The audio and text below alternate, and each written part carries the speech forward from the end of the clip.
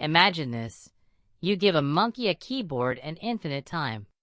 Eventually, it types out Shakespeare. Sounds insane, right?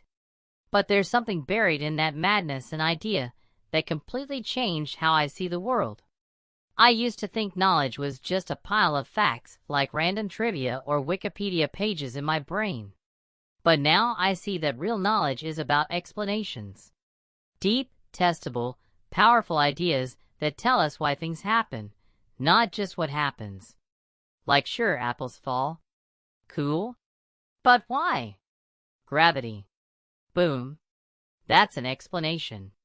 And it doesn't just describe, it unlocks understanding. It lets us go to space, build stuff, predict black holes, launch tacos into orbit if we really wanted to. Explanations are like cheat codes for the universe. Once I realized how explanations worked, this wild idea hit me. We've basically opened the door to infinite progress. Not slow, boring progress like, "Ooh, now my phone has 3 cameras." I mean the kind of progress where we can solve any problem that isn't forbidden by the laws of physics. Fix disease? Possible. Create clean energy? Doable. Ride a dinosaur on Mars? Weird, but technically within reach, if physics allows it. The only catch? We have to keep thinking. Keep explaining. Keep trying. Here's the twist I didn't expect. Problems aren't bad. They're good. Every problem is just a signal that there's something we don't understand yet. And that's exciting. If something's broken, it means we get to figure out how to fix it. And every fix brings new tools, new understanding, new possibilities. So yeah, bad Wi-Fi. Annoying. But also a gateway to a better router, faster connections, and maybe the next big leap in data transfer. Every annoying glitch in the world is actually an invitation. I used to think experts had all the answers. Like, if a scientist or a philosopher or someone in a lab coat said it, it had to be true. But I've learned that truth doesn't come from authority. It comes from good explanations that survive criticism. Even the smartest people can be wrong. That's not a bad thing, it's part of the process. Progress happens when we challenge ideas, test them, break them, and rebuild better ones. So yeah, respect smart people. But always ask why. Here's a mindset that changed everything for me.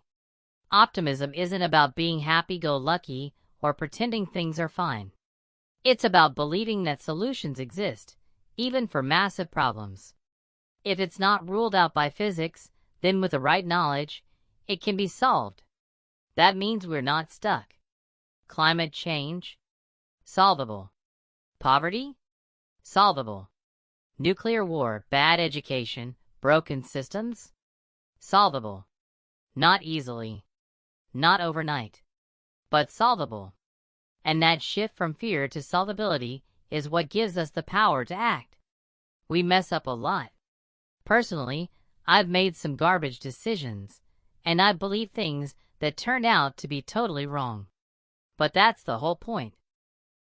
Being wrong is how we make progress. If we were always right, we'd never learn. So now, when I'm wrong, I don't see it as a failure, I see it as growth and progress. Mistakes are just the universe saying, "Almost. Try again, but smarter." The deeper I dig into this stuff, the more I realize everything's connected. Science, morality, art, technology, even politics, they're not separate lanes. They're different threads in the same giant web of reality. Understanding how stars explode might help us design better energy systems. Solving pollution could teach us something new about biology or AI. Knowledge in one area can cascade into breakthroughs in another. So when we learn, we're not just solving isolated problems, we're upgrading the entire system. Honestly, I used to feel pretty powerless. Like the world was a mess, and I was just one tiny brain with a TikTok addiction and anxiety. But now I get it. We all have access to the same tool, the ability to think, question, explain, and improve. I don't need to be a genius. I just need to be curious and willing to challenge ideas, including my own.